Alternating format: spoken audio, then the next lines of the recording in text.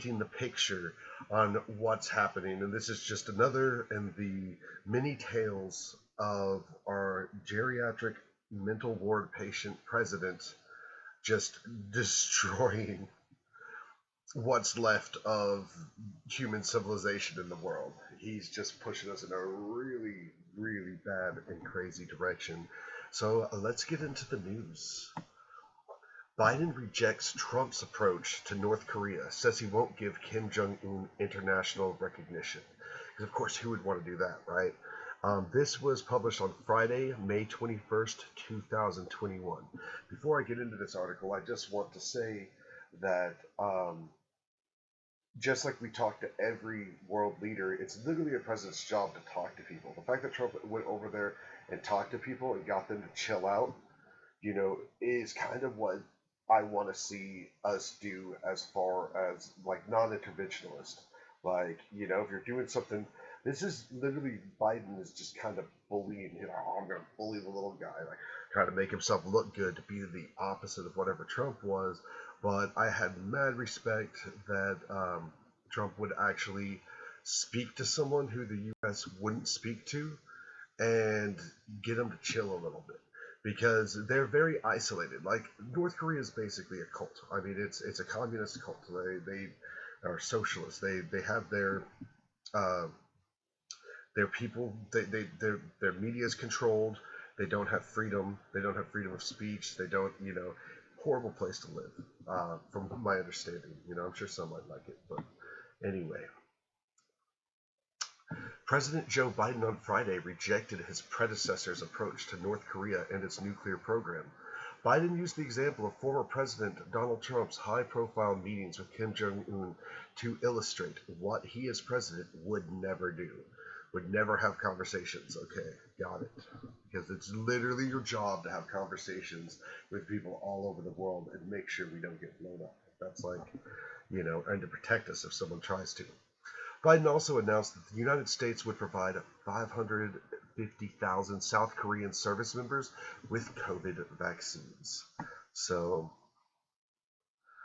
President Joe Biden on Friday rejected his predecessor's approach to North Korea and said that his goal as president was to achieve a total denuclearization of the Korean peninsula.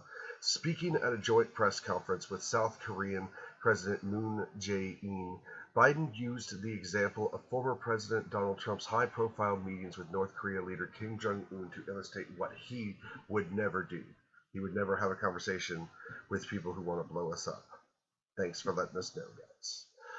If there was a commitment on which we met, then it would be to meet with Kim, said Biden, and the commitment has to be that there is a discussion about his nuclear arsenal.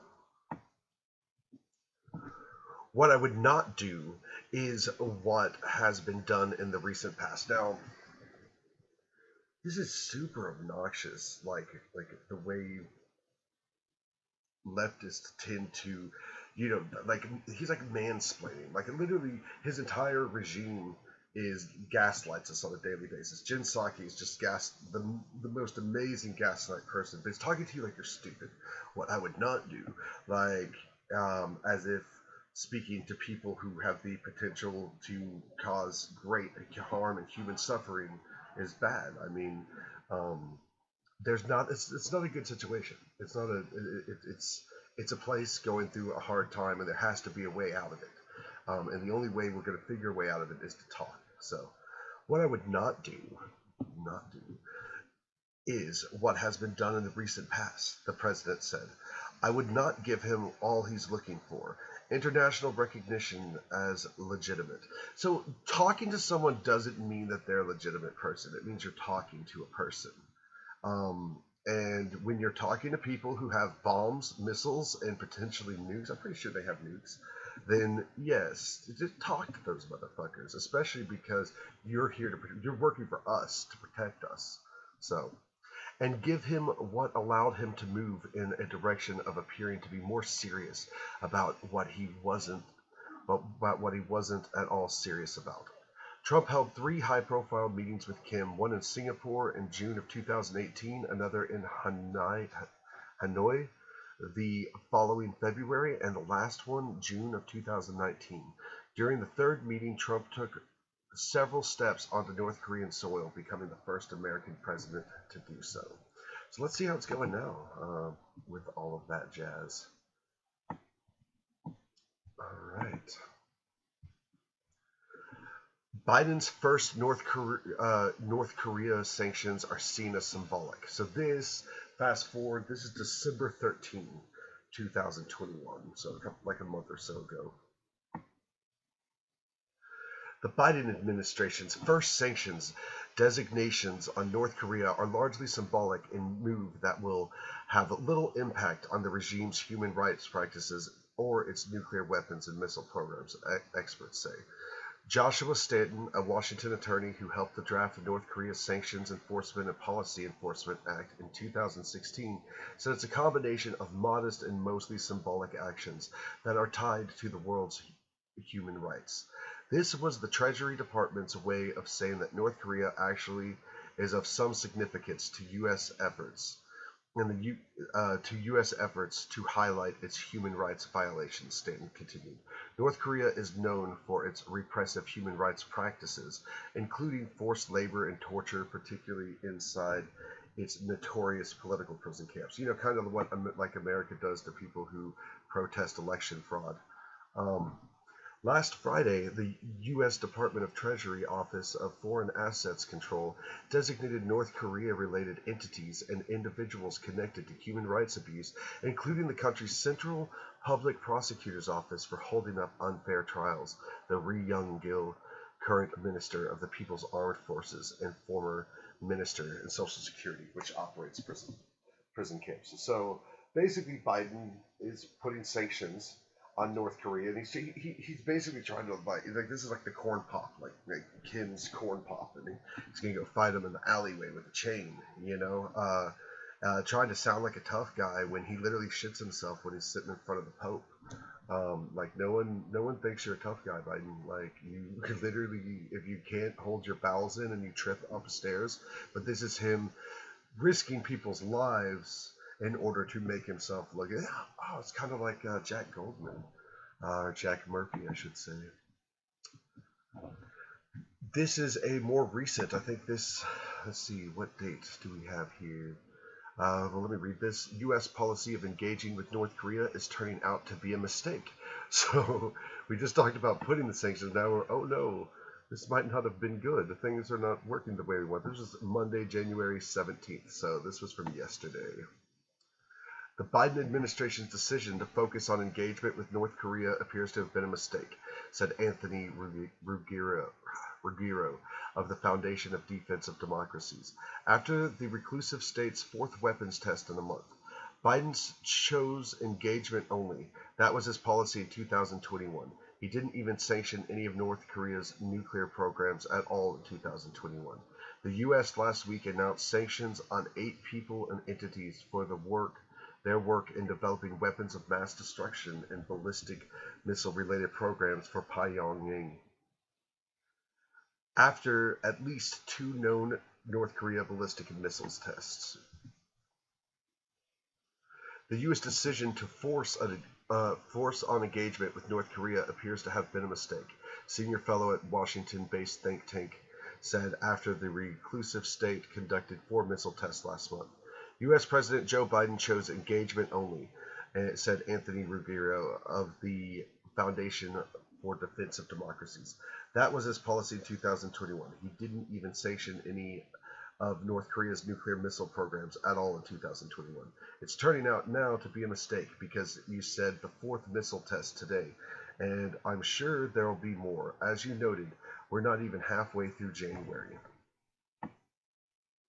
State news agencies KCNA reported that 2 tactical guided missiles were fired on Monday, adding that they precisely hit an island target in the East Sea of Korea. The Academy of Defense Science confirmed the accuracy, security, and efficiency of the operations of the weapon systems under production, KCNA said. The presidential office in South Korea said North Korea's repeated firing of missiles was an extremely regrettable situation. Japan's Ministry of Defense estimated that the missiles landed outside its exclusive economic zone and strongly condemned the launches. All right. Testing Biden. North Korea launches fourth presumed missile test in a month. This 790K. Do we have a date on here?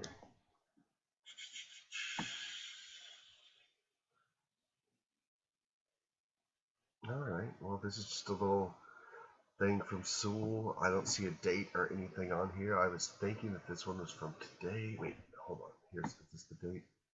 No, that just tells you Ben Shapiro's show. All right, no date, but all right. North Korea is reportedly going through with another missile test.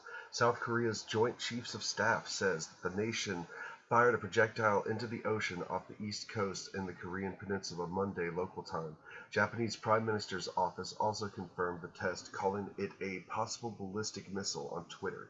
The test comes after a pair launches last week, and 1 week before the North Korean regime continues trying to develop a missile program. So things are getting interesting out there. I mean, we've got them beating the war drum right now with Russia, saying if they go into Ukraine, Biden's kind of talking about threatening an attack there. We've got the South Korea, or North Korea, setting off missiles.